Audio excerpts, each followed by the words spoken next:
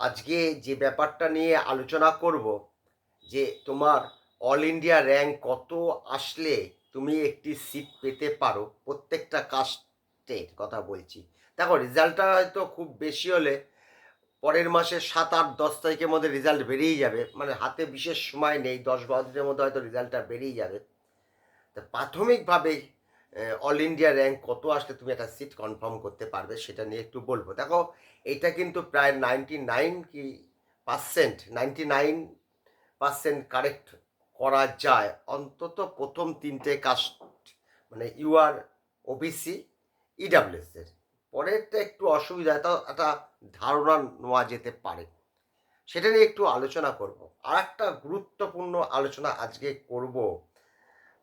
দুই একদিন ধরে একটা দুটো ক্যান্ডিডেট বলছে স্যার চারদিকে তো ৭০০ ছড়াছড়ি, তাহলে কাট অফ কি অনেক উপরের দিকে উঠে যাবে? একটা ছাত্র এরম ধরনের বলেছে।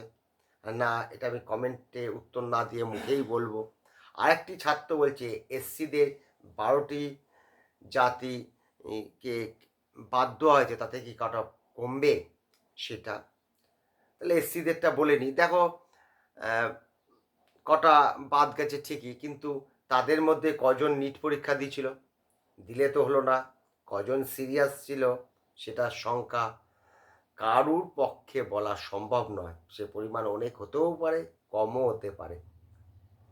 সেটাই হলো ব্যাপার। এটা অতটা বলা যায় না। যেহেতু বাদ গেছে তাহলে কমার দিকেই থাকবে। হ্যাঁ, এটা বলা যায়। সেটা কতটা কমবে এটা একদমই প্রেডিকশন করা যায় না। কোনোদিনই সম্ভব না, তুমি ব্যাপারটা বুঝতেই পারছো। এইবার আসছি সাতশের ছড়াছড়ি কী হবে? দেখো মোটামুটি একটা জায়গাতেই খবর এসছে ১৭খানা ৭০০ আছে। আর অন্য জায়গা থেকে সেরম ধরনের খবর পাওয়া যায়নি। হালকা পাতলা যা শোনা যাচ্ছে এই ৩০-৩২টার বেশি শোনা যাচ্ছে না। হোক না ৩২টা বেশ, তার কোনো অসুবিধা নেই। যদি তোমার হলো ৩০-৩২টা যদি ৭০০-র উপরে যায় তাতে কোনো অসুবিধা নেই। ৭০০-র উপর তুমি যদি অ্যাভারেজ যদি ধরো, ৭০১ থেকে ৭২০, ৭২০ কেউ পায়নি, ৭১৫-র খোঁজ চলছে, ৭১০-এর খবর পাওয়া যাচ্ছে। পাঞ্জাবে একটা শোনা যাচ্ছে ৭১৫ পাওয়া গেছে সর্বাধিক। সত্যতা আমি যাচাই করিনি, বারবার বলছি আমি। তুমি ৭০৫ই যদি ধরো তাহলে গতবার যে সর্বাধিক নম্বর পেয়েছিল ৫৮৬, তার থেকে মোটামুটি ২০টি নম্বর বেশি বেশি। এইবার আসছি শ্বাসের ছড়াছড়ির ব্যাপারটা নিয়ে একটু ডিটেলসে বলে দিই, তাহলে তোমাদের একটু চিন্তামুক্ত হবে।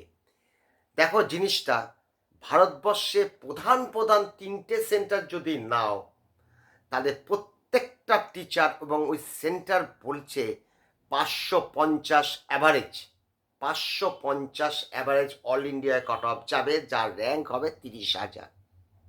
৫৫০ কম করে, এ হলো ব্যাপার। তোমরা তো ওদের কাছ থেকে পড়াশোনাটা করেছো, অনলাইনে বা সেন্টারে গিয়ে পড়াশোনা করেছো, তুমি এতদূর পৌঁছেছ, শিক্ষকদের এর পরিশ্রমের ফল এবং তোমার পরিশ্রমের ফল। তাতে ওদের কথাটা তোমার বিশ্বাস রাখা উচিত যে অল ইন্ডিয়াতে ৫৫০ অ্যাভারেজ কাট অফ যেতে পারে। তারপরে কালকে যে বোনাস নম্বরটা দিল, তাহলে তখন তো বোনাসটা ওরা যোগ করেনি, ওরা হয়তো ওটা ৪ নম্বরটা যোগ করে দিয়ে ৫৫৪। ওই ৪ নম্বরটা ভয় পাবে না, সকলেই পাবে। ওটা কাট অফের কোনো প্রভাব বিস্তার করবে না। ওই হাতির দাঁতের মতন একটা দেখানো, একটা ওদের খাওয়ার জন্য। তারপরে যেটা দুটো কোশ্চেনে, একটি কোশ্চেনে দুটোই উত্তর, তার কিন্তু জন্য কিন্তু ২ নম্বর কাট অফ বাড়বে। যদি ২৪ সালে একই কেসে যদি ২০০০ অল ইন্ডিয়া র্যাঙ্ক কমে যায়, তাহলে এইবার তাহলে ২০০০ অল ইন্ডিয়া র্যাঙ্ক বাড়বে, তাহলে ২ নম্বর অর্থাৎ ৫৬। তাহলে ওদের যে ৫০ বলছে ওটা ৫২ হতে পারে। এইবার আসছে ব্যাপারটা। দেখো প্রায় নভেম্বর ডিসেম্বর মাস ২৫ সাল, তখন থেকে আমি বলে আসছি ১৫০ মিনিটের ১৫০টা কোশ্চেন করো, অর্থাৎ ইনডাইরেক্টভাবে বলছিলাম যে ৬০০ কাট অফ যেতে পারে। কেন এদের, তুমি যেখানে যুদ্ধ করতে যাচ্ছ সেখানে ওদের সমস্ত কিছু তোমার খবর রাখতে হবে, ওদের চলাফেরা, গতি প্রকৃতি, ওদের যে কাট অফের যে গ্রাফ যে ওঠানামা করে, তুমি যদি দেখো ৫৮৯ থেকে আমাদের 589 ছিল, 634 হলো, সেখান থেকে 505, এইবার নিয়ে গেছিল 600, এবার আবার নিয়ে আসছে 510, 15, 20-তে। এদের গ্রাফটাই এরকম। সেখান থেকে আমি বলছিলাম আগের বছর, মানে ধরো 26 সালে প্রথম দেখলাম যে 600 যাবে, কিন্তু দেখো 3rd মে পরীক্ষায় কিন্তু ওই সব বিশিষ্ট শিক্ষকরা তারা কিন্তু 620 কাট অফ দিচ্ছিল। তাহলে কিন্তু আমাদের বেঙ্গলে তো 600 যাচ্ছিলই, কেননা বেঙ্গলের সঙ্গে অল ইন্ডিয়া কাট অফ সবসময় 20টি নম্বর ডিফারেন্স থাকে। লাস্ট ইয়ারে দেখো আমাদের 505, ওদের 520, ডিফারেন্স 20। তার আগের বছর দেখো ওদের 652, আমাদের 634, ডিফারেন্স 18। তার আগের বছর দেখো আমাদের 589, ওদের হলো 610, ডিফারেন্স 21। তার আগের বছর দেখো 595 অল ইন্ডিয়া, আমাদের 576, ডিফারেন্স 19। তার আগের বছর দেখো ওই 21, অর্থাৎ অ্যাভারেজ 20। অর্থাৎ আমাদের বেঙ্গলে যে মোটামুটি যে 530 কাট অফ যাচ্ছে, এটা একদম পরিষ্কার। যদি ভারতবর্ষে বড় বড় সেন্টারের কথা যদি তুমি স্বীকার করো, তাদের কথা তো মানতে হবে। তাছাড়া বেশ কিছু টিচার আছে, তাদের নাম শুনিনি এমন ছাত্র পাওয়া যাবে না, নিট যারা পরীক্ষা দিচ্ছে তারাও কিন্তু 555, 52 এরম দিচ্ছে। তাহলে আমাদের বেঙ্গলে তো ওই শিক্ষকদের কথা অনুযায়ী হয়ে যাচ্ছে আমাদের বেঙ্গলে 530। এইটুকুনি তোমাদের বললাম। আরেকটি যে কথা, কত র্যাঙ্ক হলে তোমার একটি সিট কনফার্ম হবে, সেটা একটু বলছি। স্ক্রিনের দিকে একটু তাকাও। দেখো, যদি তুমি ইউআর হও, তাহলে